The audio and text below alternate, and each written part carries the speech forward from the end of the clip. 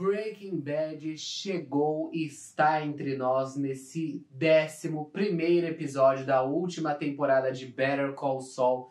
Temos muita coisa para comentar nesse episódio que apareceu Walter White e Jesse Pinkman. Olá, personas! Bem-vindos para mais um vídeo da série Stone. Eu sou o Franci e no vídeo de hoje iremos comentar sobre o episódio intitulado Breaking Bad, o episódio 11 da 6ª temporada, a última temporada de Better Call Saul. Só faltam 2 episódios. Lembrando que eu já comentei sobre todos os episódios dessa 6ª temporada aqui no canal, tá todos os links de todos os episódios aqui na descrição. Inclusive tem 2 vídeos de teoria também, se você quiser dar uma teorizada a mais. Mas faltam apenas 2 episódios e iremos com certeza falar desses próximos episódios aqui no canal. Então não se esquece de se inscrever, porque a gente tem muita coisa pra comentar. Ao final desse episódio, quando acabou, foi lá. Acabou? Acho que foi a sensação de todo mundo, que tava ali numa crescente e de repente foi pausado. Agora só terça-feira que vem na Netflix. Eu estou muito ansioso, mas claro, a gente ainda tem muita coisa pra comentar até semana que vem. Muitas coisas que aconteceram nesse episódio. Lembrando que o episódio se chama Breaking Bad, e lá em Breaking Bad nós tínhamos um episódio chamado Better Call Saul, então fez aí essa analogia nessas 2 séries. Primeiramente, eu não vou falar da primeira cena do episódio, eu vou falar dela um pouquinho depois. Eu quero começar das cenas preto e branco, primeiramente elogiar o preto e branco dessa série, porque o quão bonito é, né, a questão de luz, sombra, né, preto no branco, é muito bonito como eles fazem, né, porque não é só tacar um filtro, por exemplo, tacar um filtro preto e branco aqui nesse vídeo, vai ficar uma coisa horrorosa, né? Lá é realmente muito bonito como eles fazem, a fotografia da série sempre foi linda, né? Então aqui eles arrasam nesse preto e branco, queria só deixar esse comentário. Mas tudo bem, vamos falar propriamente da cena. Então nós temos a secretária, né, lá do Saul, que a Kim tinha contratado, né, anos atrás, acho que na 3ª temporada de Better Call Saul, se eu não me engano, ou na 2ª. E ela está aqui, né, depois de Breaking Bad, contando toda a fofoca, né? Ah, aconteceu isso, tal, etc. Só sobrou você e o Jesse, basicamente. O Jesse foi lá fazer o caminho, né, beleza? E só sobrou isso, né? Ela foi lá pegar seu dinheiro, depois contar todas as fofocas que tinham acontecido ali em Albuquerque.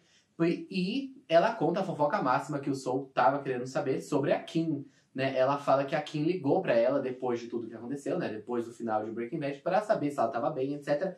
E também para saber se o próprio Saul estava bem também. E ali que ele fica, né, abalado, né? Porque provavelmente, pelo que dá pra entender, desde aquele término que eles tiveram no episódio 9, se eu não me engano, né, dessa temporada de Better Call Saul, eles não tiveram mais nenhum contato, pelo que dá a aparecer. Então, teve essa ligação, né, que a Kim fez para a secretária, e ele, né, pelo que parece, talvez sabia que ela estava na Flórida, não sabemos como ele descobriu essa informação, mas vamos falar que ele sabia, e depois ele liga, né, para o lugar que ela provavelmente está trabalhando, e a gente não vê o que eles falam. Isso foi a revolta minha, e eu acho que foi a revolta de muitas pessoas do público, porque todo mundo queria ouvir essa conversa, né? Não sabemos se ele falou com a Kim, talvez ele não tenha falado mesmo depois de tudo isso, talvez tenha falado com uma outra pessoa e por isso desencadeou essa raiva, ou ele falou com a Kim e foi isso que desencadeou a raiva também, porque logo depois disso ele volta pra casa ali do Jeff, volta pra casa do taxista pra reiniciar os golpes. Ele já tinha resolvido todo o esquema no episódio passado,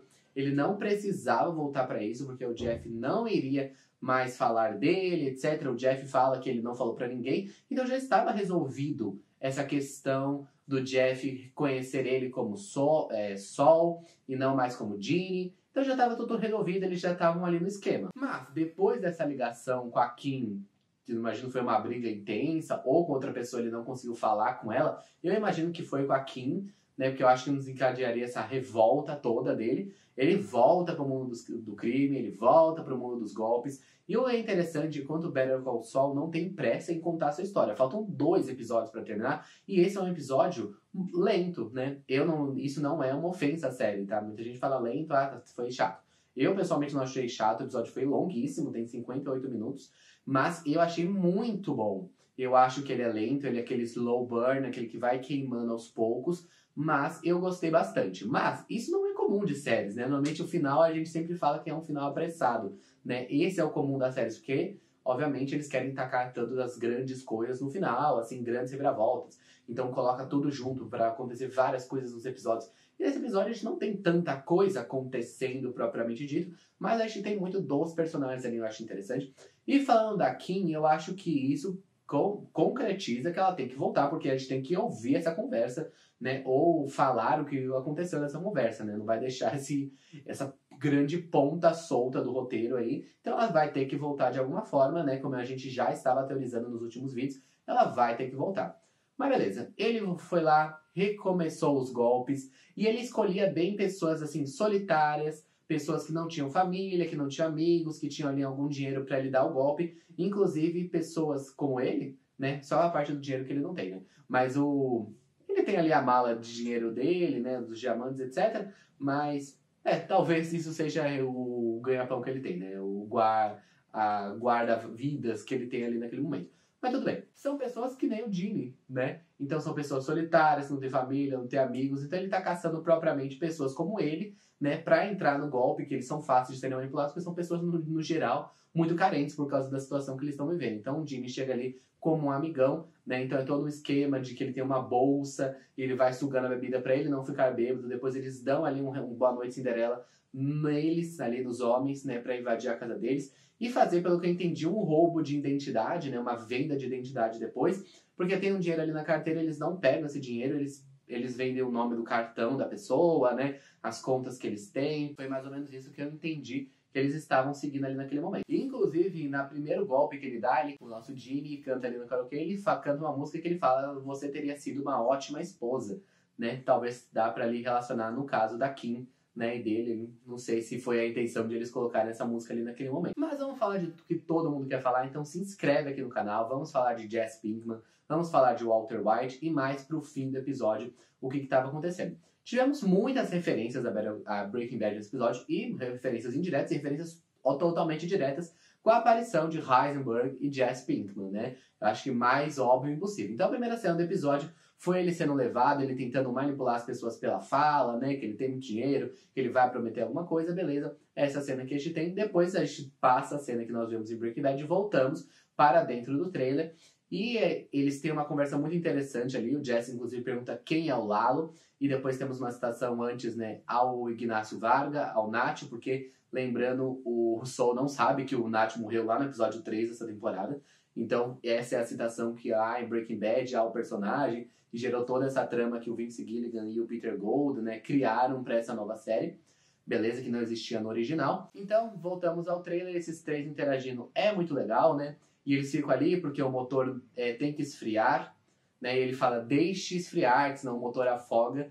Talvez, não sei se seria alguma referência à própria trajetória do Sol, né? Então não, é melhor você deixar esfriar, senão você vai se afogar, meu querido. E é mais ou menos isso que a gente vê no final do episódio, né? Mas calma que eu vou chegar lá. Antes nós temos uma cena do Mike e do Sol em Breaking Bad, né? Durante o tempo de Breaking Bad, então tem cores, né? Essa é a divisão que o episódio faz. E ele fala a outras pessoas que ele poderia ali provavelmente fazer os casos, etc. Só que ele tá interessado no Heisenberg. E o Mike fala, cuidado, né? Você está metendo seu burro no lugar errado, e a gente sabe que ele está fazendo isso, porque ele vai se ferrar muito, é por isso que ele vira o Genie, né? E no final do episódio, a gente tem duas cenas paralelas que estão ele fazendo a mesma coisa. Então ele tá voltando novamente, ele não aprendeu nada.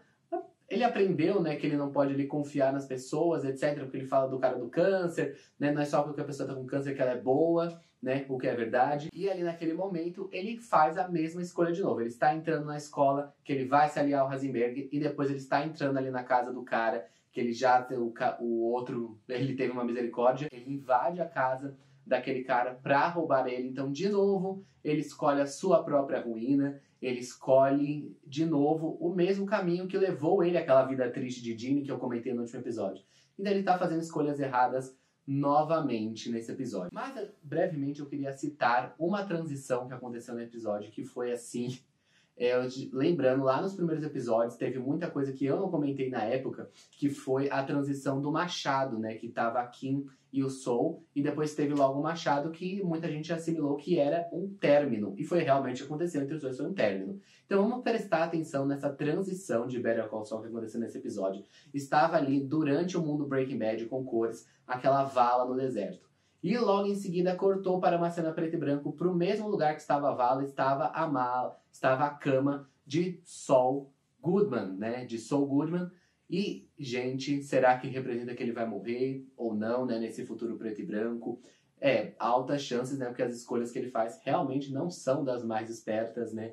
Ele sempre acha que ele vai conseguir escapar, ele não conseguiu escapar no final de Breaking Bad, ele acha que ele vai conseguir dessa vez, lembrando que a mãe do taxista do Jeff já falou que ele tem ali amigos em Albuquerque e o Ginny aparentemente cagou para essa informação, ele não ligou, e isso seria muito importante dele ligar, porque ele sabe ali que ele está sendo perseguido por pessoas, e se ele souber a identidade dele, ele pode provavelmente morrer e ir para a vala, como essa transmissão, né, nos indica. Então é isso, não esquece de deixar os seus comentários sobre esse episódio, muito bom que aconteceu no episódio que aconteceu na Netflix hoje. Deixa aqui o que você achou lento, você achou sem graça, deixa aqui também e manda suas teorias, né? Muito obrigado a você que deveria estar maratonando. Tchau, tchau.